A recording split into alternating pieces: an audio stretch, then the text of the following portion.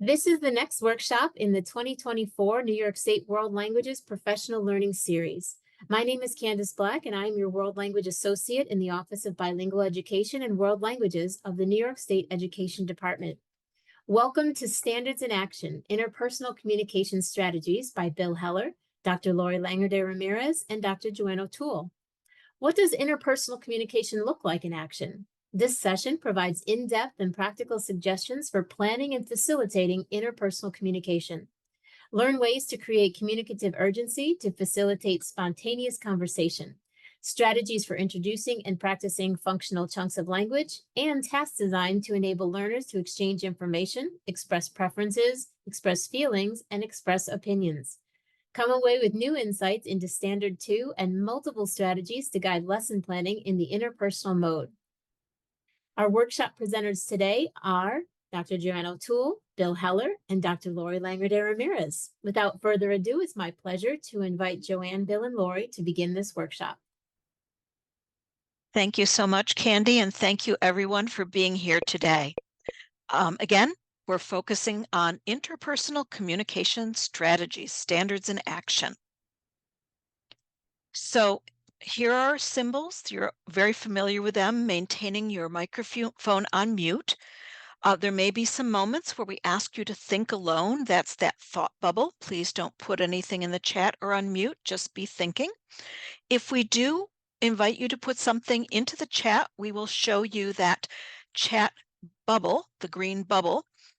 And when we have content in the Google folder where Bill has provided us a link in the folder, you will see the folder icon. I want to just make one other mention, which is if you have technical issues, if you have questions that are not for the whole group, please just direct them to Candace Black at New York State World Language Standards. You can go directly into the chat. We have perfect audio right now, so if you're having technical difficulties, it's on your end. So again, we ask you not to be using the chat while we're delivering so as to not distract participants. So let's get going.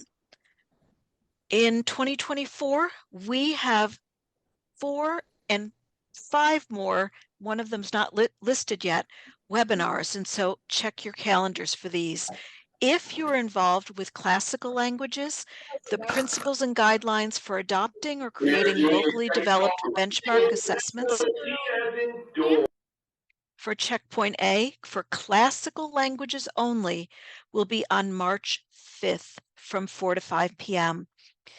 The third part in our series on presentational communication strategies is March 12th, headed by Dr. Lori Langer de Ramirez.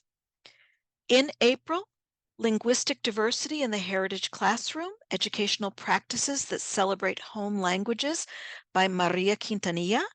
And then we will conclude our webinar series with Leveraging Social Justice Approaches to Affirm and Support World Language Students with Dr. Pamela Wesley, May 21st. I said there's a 5th one because we intend to schedule, and we'll notify you of that, benchmark assessment guidance for Checkpoint A for ASL, but that work is underway right now. So just keep your eyes open. We'll be making you aware of it when we have it scheduled. So we have 4 goals for today, starting with I can identify considerations for designing meaningful interpersonal tasks. I can identify procedures for introducing and managing interpersonal tasks. Third, I can identify scaffolds to help learners develop a repertoire of functional language. And finally, I can identify examples for facilitating interpersonal tasks for checkpoints A, B, and C.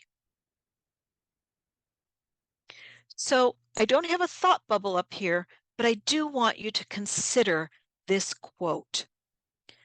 What students ultimately learn about language and communication is clearly connected to the types of interactional practices the teachers provide in their classroom. So think about the kinds of interactional practices that you provide the learners in your classroom. We're going to take a look at three models of classroom interactional practices, starting with teacher to student. And you may notice that student is smaller than the word teacher.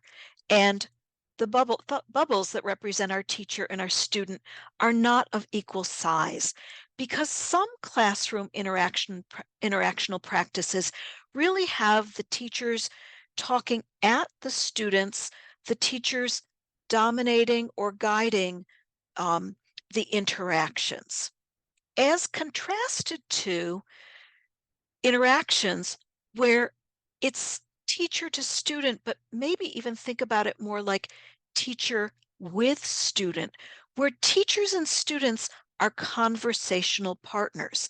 And that may be one on one, or that may be the teacher with multiple students as conversational partners. A third model is student to student, where the students are conversation partners, and whether that's in a partner or whether that's in a small group. So we're going to take a closer look at each of these three models of interactional practices that occur in a classroom. So we're going to take a closer look first at that teacher to small student interaction. And what typically happens is that there is a teacher-initiated what's called assessing question, such as, "What color is the pen?" Followed by a response. And the student response is of that one right answer. "Oh, the pen is blue." And the teacher follows up with an evaluation. "Correct. Good. Buen trabajo." What we're actually looking at is something called IRE, initiation, response, followed by evaluation. So now we want to think about IRE as it relates to interpersonal communication, the focus of today's event. So what I have with these check boxes are the words of Standard 2, Interpersonal Communication, which says learners interact and negotiate meaning in spontaneous, spoken, visual, or written communication to exchange information and express feelings, preferences, and opinions. So how well does IRE map onto Standard 2, Interpersonal Communication?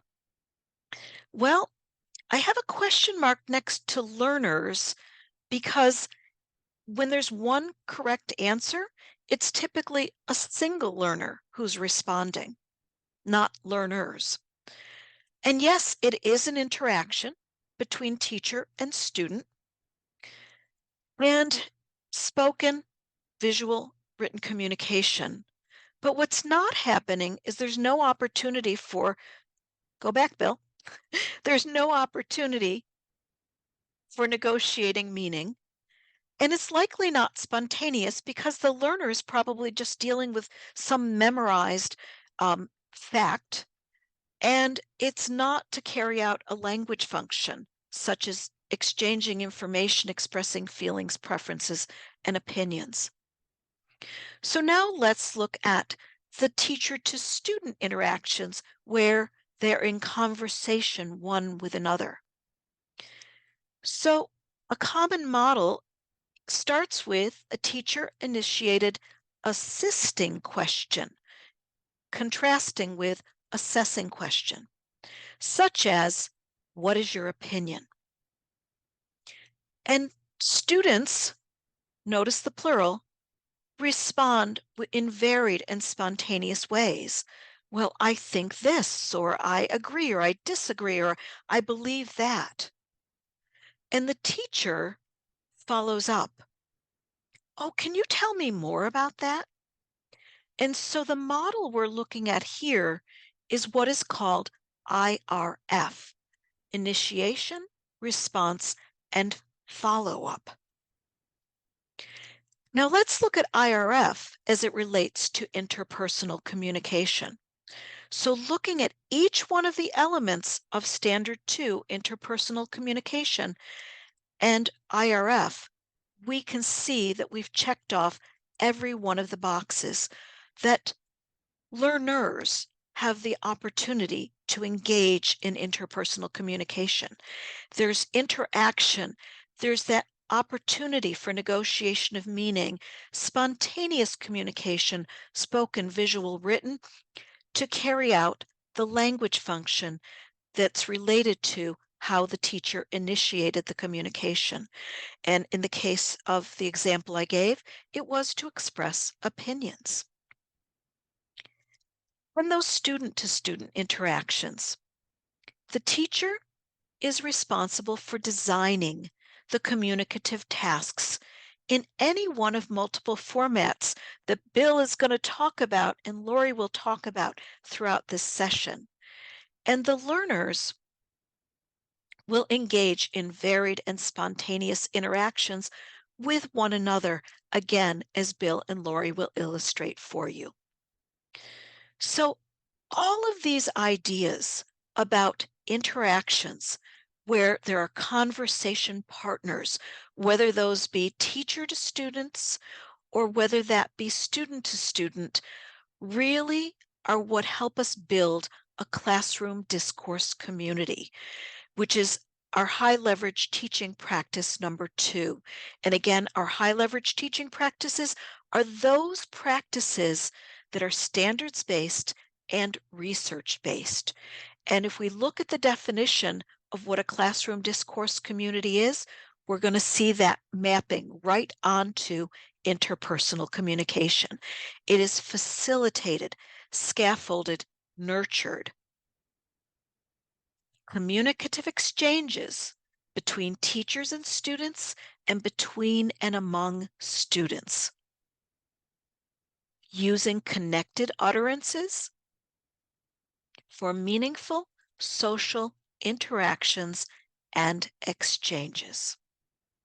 So I'm now going to send you over to Bill, who will offer more explanation and a whole lot of strategies.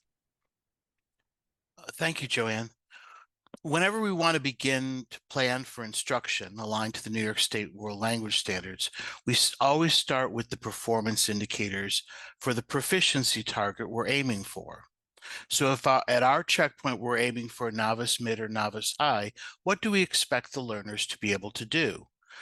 We expect them to express themselves in practiced and memorized expressions, in simple sentences, and can ask simple, mostly memorized fixed questions. When our learners are targeting toward intermediate, low, and mid, learners will consistently use simple sentences. They'll begin to put together series of sentences or combine simple sentences with sentence connectors into more complex sentences. And they'll begin at the intermediate stage to ask a variety of follow-up questions. Asking questions is one of the necessary hallmarks to characterize an intermediate proficiency learner. And at the intermediate mid-high level, learners will ask a series of sentences or use a series of sentences and connected sentences, starting to connect the sentences together. They'll ask a variety of questions, and they'll begin to exhibit control of time frame by this level. In order to promote the types of interpersonal conversations that are spontaneous and engaging, and give sufficient opportunity to develop confidence and the automaticity necessary for genuine proficiency in a classroom setting, we all face many challenges that we don't necessarily face with the other communicative modes. Among these are maintaining on-task behavior while students are working with pair activities, keeping them on task. supporting students to stay in the target language and not resort to their first language. Overcoming student reluctance to speak, especially in front of another person or especially in front of multiple people. Another challenge we have is developing new conversational skills, because let's face it, sometimes their L1 conversational skills aren't all that great either, especially in these days when we're more using social media to connect with each other. We the students sometimes need help learning how to the lost start, what I call the lost start of conversation. Creating efficient individual assessment strategies. It's hard to be able to assess this for each student individually and know where they are in their interpersonal communications. And obviously, an issue for all of us, motivating engagement, getting them to want to talk. We're going to try and address these challenges. We'll be exploring 3 intertwined paths as we go, and they are management, engagement, and assessment. And these aren't necessarily 3 different buckets. They're kind of intertwined paths, and they go in and out, they weave in and out through the stages of leading students through an interpersonal task. So in this next session, we'll offer a sequence of strategies and teacher moves that, in my experience, have helped students to confidently engage with interpersonal communication tasks. Some of these strategies I'm sure you already do. These were this is kind of a buildup for me of what has built up over time, things I've added into the mix to make it even better and more effective. So maybe you'll pick up 1 or 2 new little pieces that might be the missing pieces in your own practice that might be helpful for your students. So as with our previous webinar on interpretive communication, we recommend using a pre, during, and post framework for designing and carrying out interpersonal tasks. So in this next section, I've deconstructed the steps for purposefully planning out an interpersonal task. There are many formats you can use to create opportunities for student-to-student conversation. In this example, I'm going to use the format of a gallery walk that many of you may already be familiar with. Note that you don't need to use all of these strategies for every format. And the next time I would do a gallery walk with my students in a different context, I might not need to use all of these steps the next time. So that in this learning task we're going to do, it's at probably the checkpoint B level, I can express and support opinions about artwork. That's my context, by having conversations with classmates during a gallery walk. So that's my format for which under which these conversations are going to take place. So how can we equip learners to be successful in the task? Using a planned sequence of pre-task strategies can equip learners to enact a specific language function. They can provide scaffolds and supports, can model successful task completion, and define the task and establish the behavioral expectations. Planning for interpersonal communication tasks begins with the input you provide really during the interpretive communication tasks. So the first step is to make sure that we have provided rich input using authentic resources to develop those tools they need, the vocabulary and/or the language structures needed to carry out the task by completing interpretive tasks. So in this case, we have a 3-page authentic resource that tells about how to look at and comment on a painting. And for those of you who are Spanish teachers, I have put this document in the folder that you can use as a resource. But it's just a 3-page resource. It's very well illustrated, lots of visual support.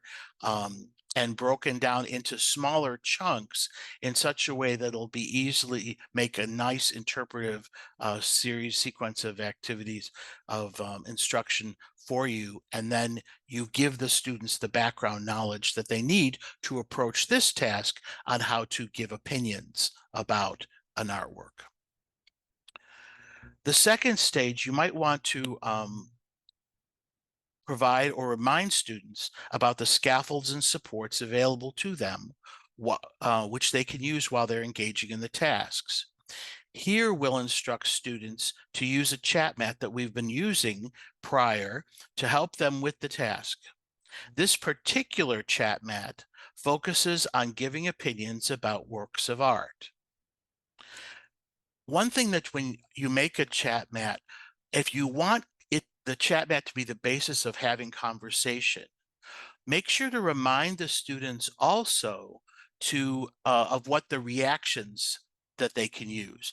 Many of these they will have already used in other circumstances. But again, if you're providing this as a scaffold, you're giving it as a reminder. So you're reminding students what all of the repertoire of things that they can do to react to what somebody says. So it just doesn't become kind of parallel talking at each other, but it truly becomes an engaging conversation.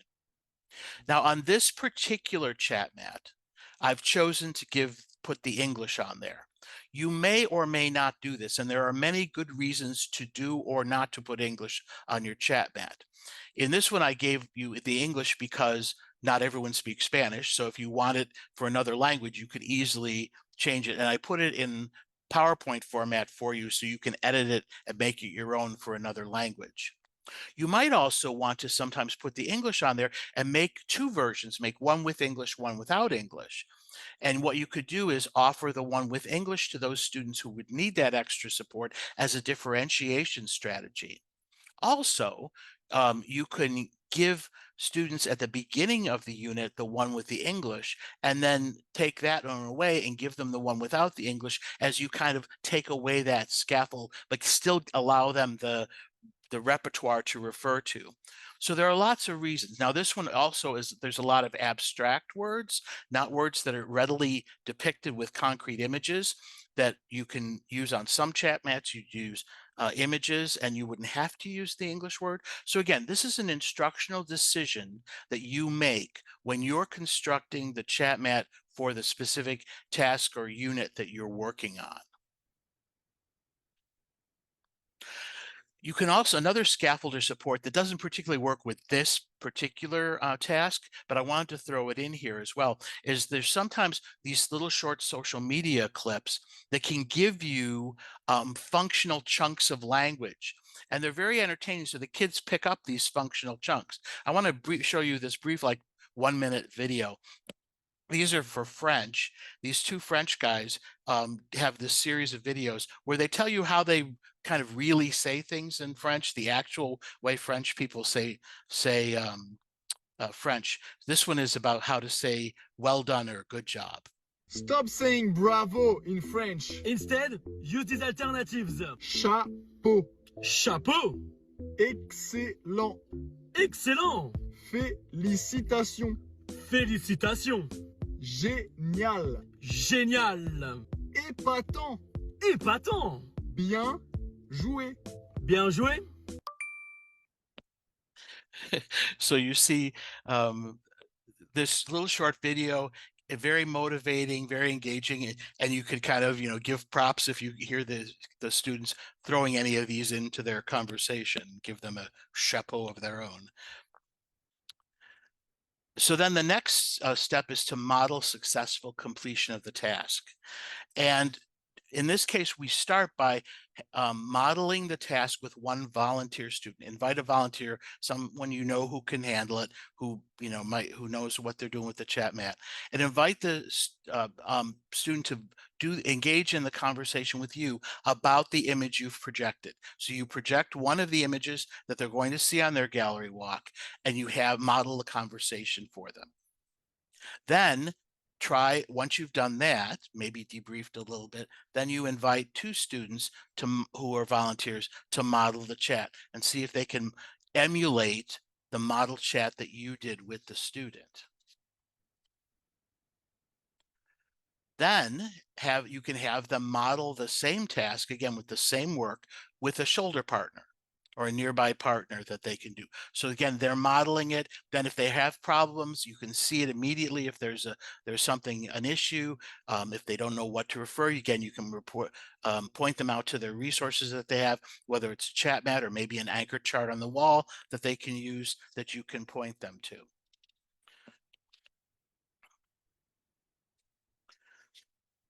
Now we're going to clarify the exact expectations for the task. In this task, we're going to use a table for students to record notes about their partner's opinions. So as they go through and have their conversation, they'll take a moment and note what who their partner was talking to, because they're going to be rotating through a number of partners, what their partner's general opinion was, and maybe a brief commentary that they made. And they're going to record these notes because later on, you're going to ask them to report back about what their partner thought about the paintings. So we distribute these and give directions for the note catcher or data recording that's required of the students. Oops. So then what we're going to do is continue to define the task and establish the boundaries. We'll reinforce behavioral expectations. This can include having the students review what behaviors will help them to be able to best complete the task, or even asking yes or no questions about appropriate behaviors. Do we use English? No, senor. Do we use Spanish? Sí, senor. You can say that in the target language, obviously. So you can go through that and that whole thing and remind them what the expectations are. Challenge the students to talk for the entire time given to extend the conversation with each new partner so that they can see if they can make longer conversations as they go on and get familiar with the task. Encourage the students to use different expressions for each conversation. They're going to be talking about a bunch of different paintings. They should be able to say different things about them. Obviously, you let them know, why are we doing this practice? We're doing this practice so we can get as many of those ways of expressing ourselves as possible. And then again, remind the students what resources they have available. In this case, it'll be the chat map, but any other anchor charts that you have around the room. Finally, restate the purpose for the task and the targeted language function. In our example, in this gallery walk, you're going to practice giving your opinion about different works of art and giving specific reasons for your opinions about each of the specific works of art that you look at. Now that you've explained the task, you've modeled the task, now it's time to move.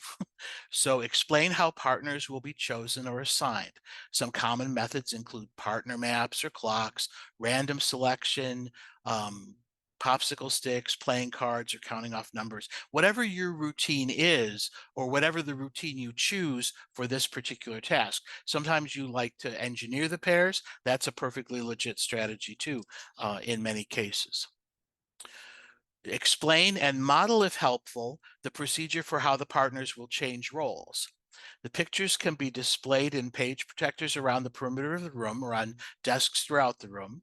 Maybe number them off, assign them to their first partner pair, have the first partner pairs go, number them off, and then you can have them rotate. The odd numbers go one way, the even numbers go the other way. And so that there's a rotation that they do, and that you might have, again, you might have to model the rotation, that you show them how to rotate from one station to the next to have different conversation with a different conversation partner. So they're going to be changing partners at each stage. Finally, tell them what the time limit is for each station and demonstrate the verbal or nonverbal signal to change partners and change stations. For this task, 2 minutes should be more than enough. Students should get more confident with each conversation and they'll be able to talk for longer of the 2 minutes. And then you can move them through quickly. They get a lot of practice in a short period of time. So then you send them off to their first places and begin the task. Now, what do you do during the task? You can support learners in carrying out the communicative task, facilitate engagement in conversation. Again, throw yourself in and ask questions if necessary, and you can informally model and assess. So to support learners carrying out the communicative task and facilitate engagement, you're doing these kind of simultaneously. You circulate and eavesdrop on the conversations. You offer support and encouragement. You remind them of the scaffold, maybe point out how they could use the scaffold as necessary, give some individualized attention. Point out the available scaffolds and supports, redirect off-task behavior, we all do that, remind learners of expectations, monitor the time, and then give the signal for at the end for the changing partners, and then supervise that, especially that first change of partners. To informally model and assess, you may have heard of a thing called the TALK rubric. It's an acronym by Shrum and Glisson that they developed. And it basically involves walking around with either your seating chart or your class list and making a record of how the students are doing. Now, you generally, with one task, you would pick just one thing to look for. So when I've got my class list, with me, I'm going to maybe have a column that I'll put the T. And this time I'm only going to look for engagement in target language. And on my chart, I'm just going to a plus if they're excellent, if they're doing it all the time, a check mark if they've got it most of the time, minus if they're slipping, then they need reminders, and you put those marks, plus, check, minus, on your chart just for the dimension of using target language. Then a couple days later, when I do another interpersonal task, I might check for the one of the other criteria in the talk. I might check for the accuracy of what they're producing. How faithful are they staying to the things on the chat mat? How are they doing with that? I could assess for their listening and reacting to the conversation partner. So are they listening to what their partner says so that they can react in a way that's appropriate? So I can I'll do another activity where I'll just listen for that and evaluate for that. So you're only evaluating one thing at a time. And then the fourth dimension that you can evaluate for is, are they kind? Are they contributing? Are they cooperating with the task? Are they being helpful, helping their partner get the most out of the activity? So any of these things, and then after you do 4 tasks, you can turn it into a formative grade if you want to, or just have it as good data and for feedback for the students.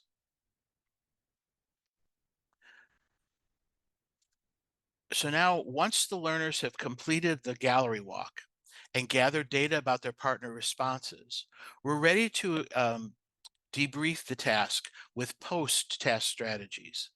I find that this stage is frequently given short shrift, but for me, this is the time for students to process the experience and is critical for helping the students retain that functional language and to build some automaticity in their production.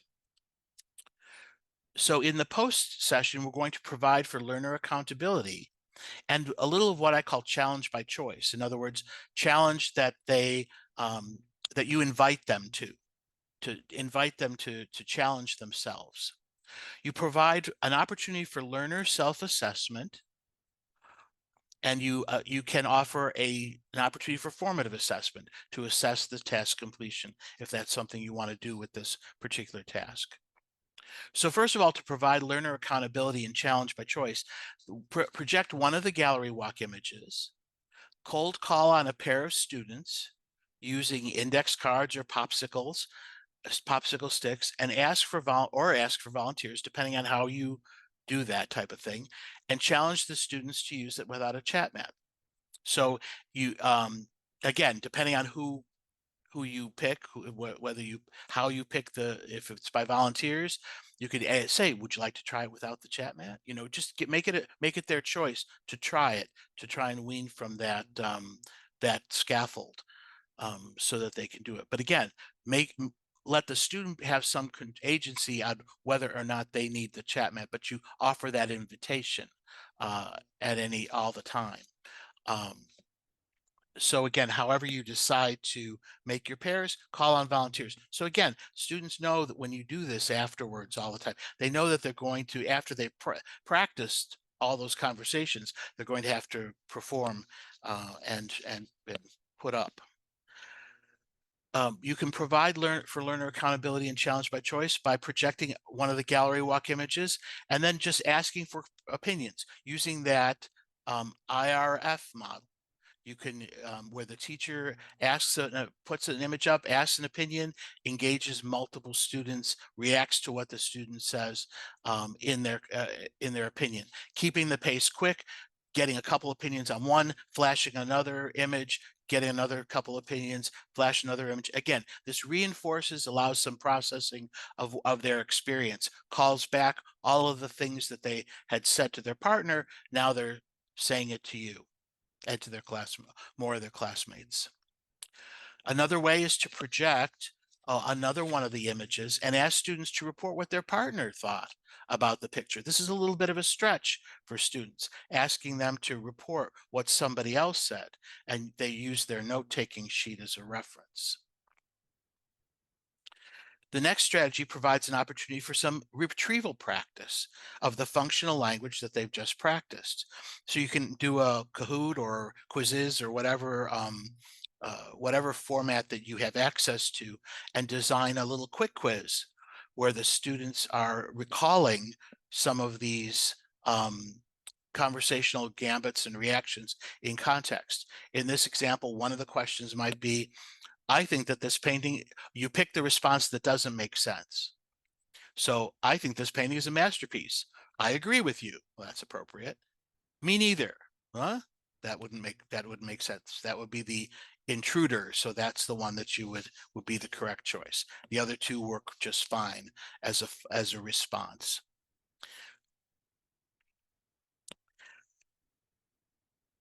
As we end the instructional sequence, we can provide an opportunity for the learner's self-assessment.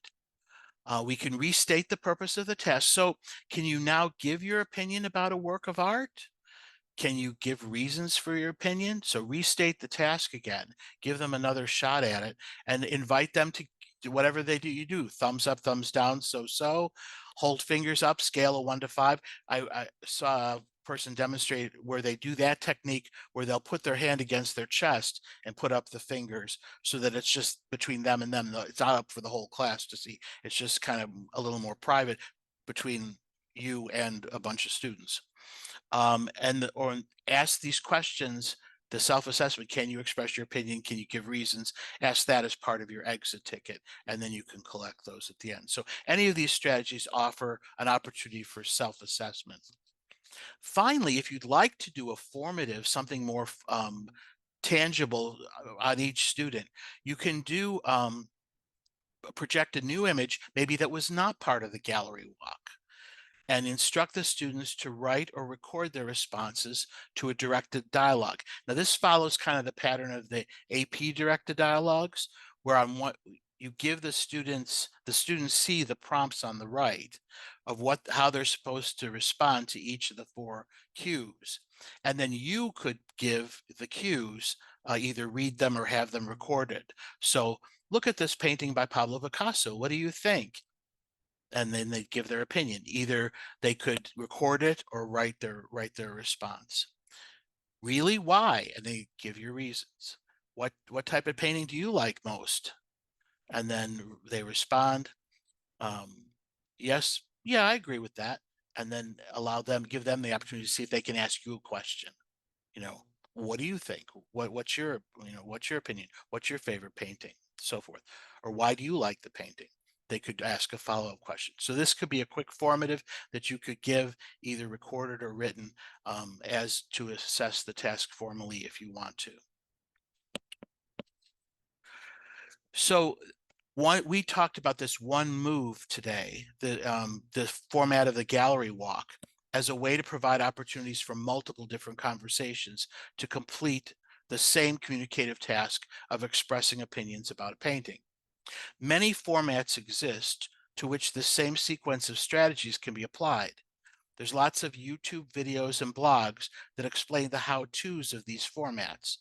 Among them, you may be already familiar with these. Some teacher to student ones are just chit-chatting, like when they're coming in the room, or talk about their weekend, stuff like that. The calendar talk, probing questions, where you're kind of more facilitating a discussion format. some student-to-student chat stations, the find someone who activities or signature searches or human bingo type activities, information gap, inside-outside circles, surveys of peers, a problem solving where you give them like a logic puzzle and they each have part of it. And they have to negotiate the solution, speed friending, think, pair, share, four corners. All of these strategies can be formats that can enable multiple conversations to take place. And again, if you need to know, there's plenty out there that you can search YouTube videos to find these formats demonstrated for you if you're not already familiar with them. Finally, so engagement, all of these things that we've been doing are a lot of management strategies, are a lot of support strategies. Now, engagement also happens through the content and the context that you choose. I love this concept by Faber and Pinot, and they talk about what's called communicative urgency, or the learner's need or desire to communicate for a specific meaningful purpose. So our job is to kind of create that communicative urgency, giving the students something meaningful to talk about, setting the stage. And now Lori is going to give us an example of how we can put all these pieces together to engage the students in interpersonal conversations. Lori? Thank you, Bill. So we're going to talk a little bit about some context that might be engaging and how to really incorporate a lot of what Bill and Joanne have already shared in some specific examples for checkpoints A, B, and C. So we're going to start with checkpoint A for Spanish 1 with a proficiency target of around novice mid.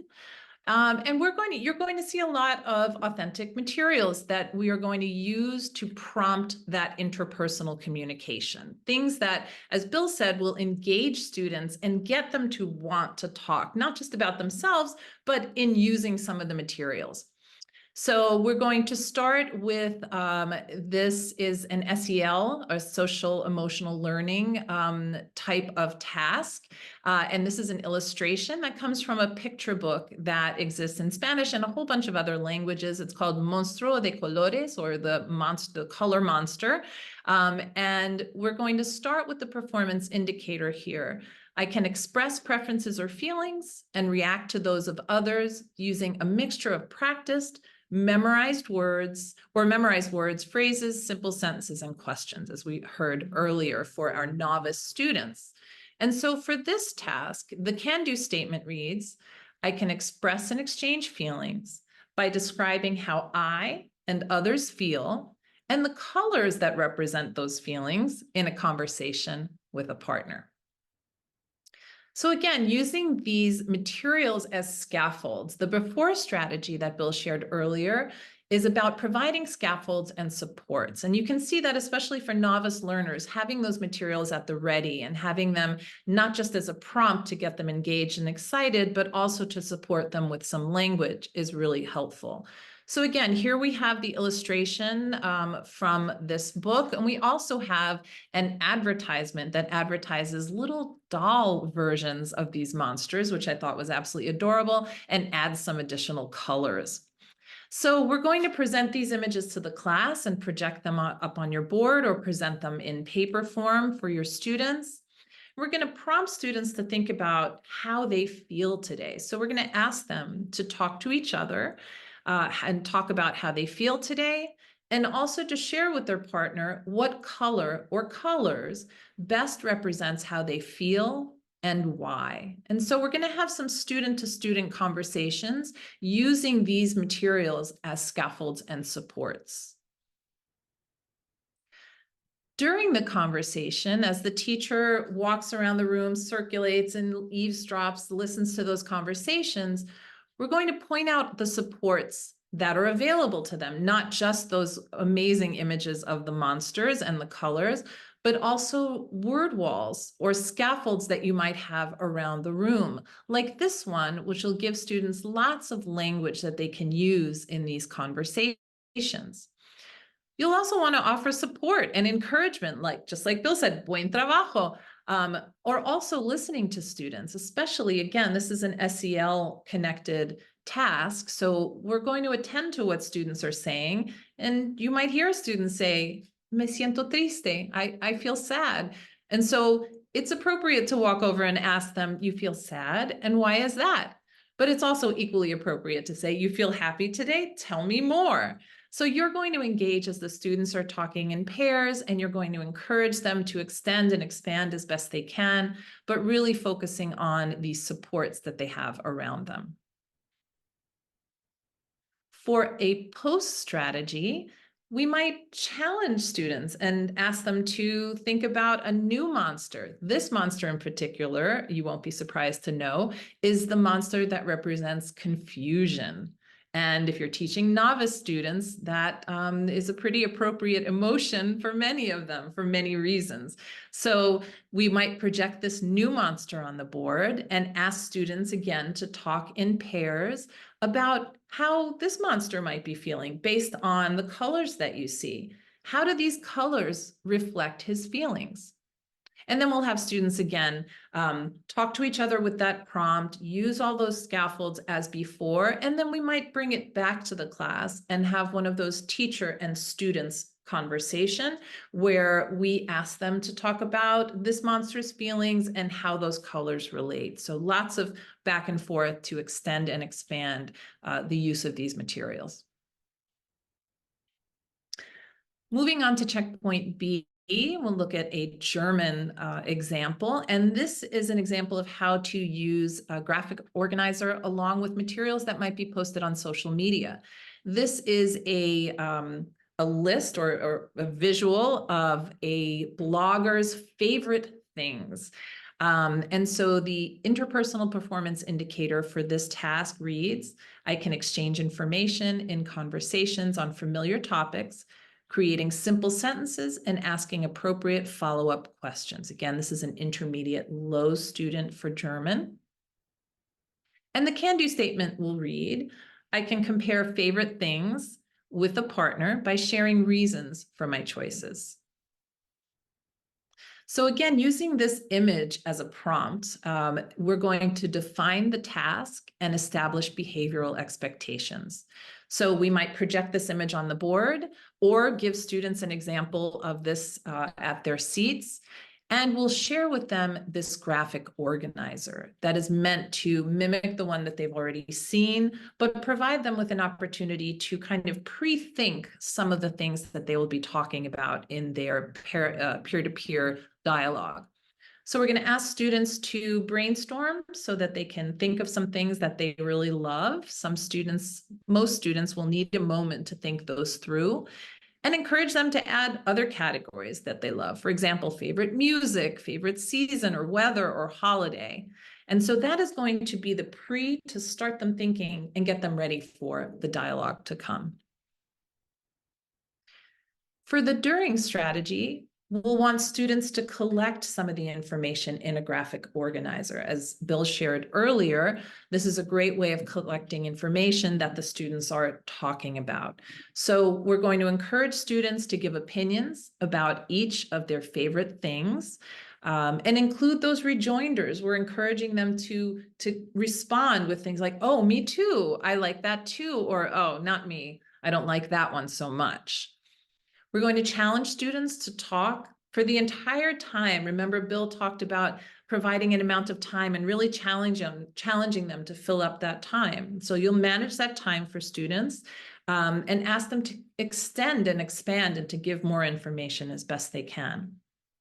And then at the end of these conversations, peer-to-peer, we'll ask students to record what their partner said in this data table so that we can use it for the next task. And then the post strategy involves providing an opportunity for self-assessment. We might ask students to share the information from that data table by describing their partner's favorite things and saying if they agree, if they like them or they don't like them. And then as an entire class, again, moving from student to now teacher to students, we're going to collect all of that information and put it together. You might create a chart like this one about the favorite colors in the class. For checkpoint C, this might be a French 4, an intermediate mid. I'm going to use a different image, authentic material, and this is from the United Nations. These are, of course, the Sustainable Goals. Wonderful graphics, lots of colors here, and really something that engages students' interests and thinking about the world around them. So here we're going to use this infographic.